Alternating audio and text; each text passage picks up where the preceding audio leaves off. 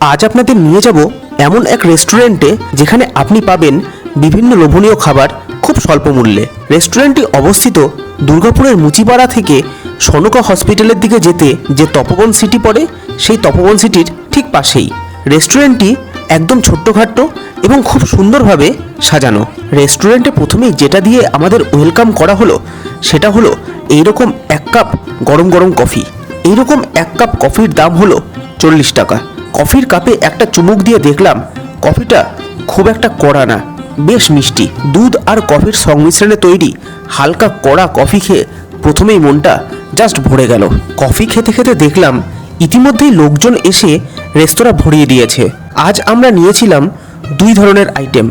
Starter item হিসেবে আমরা নিয়েছিলাম মুরগ লাসুনি টিক্কা, আর মেন কোর্সে নিয়েছিলাম গার্লিক নান এবং কড়াই চিকেন। 6 পিস মুরগ লাসুনি টিক্কার দাম ছিল 230 টাকা।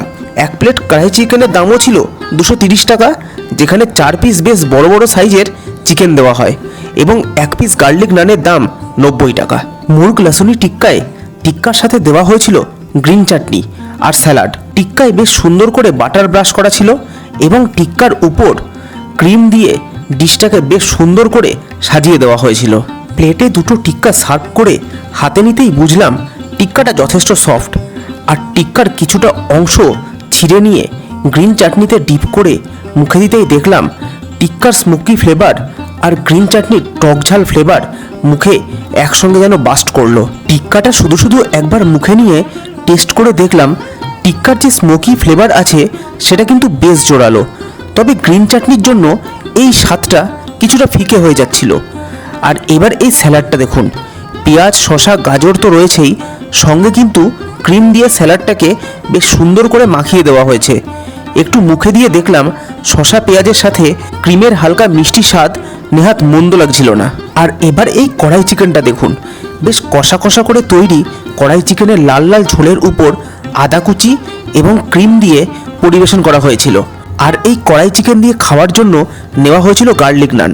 গার্লিক নানটাতে ধনেপাতা আর রসুন তো রয়েছেই, সঙ্গে নানটাকে যেন বাটার দিয়ে স্নান করানো হয়েছিল।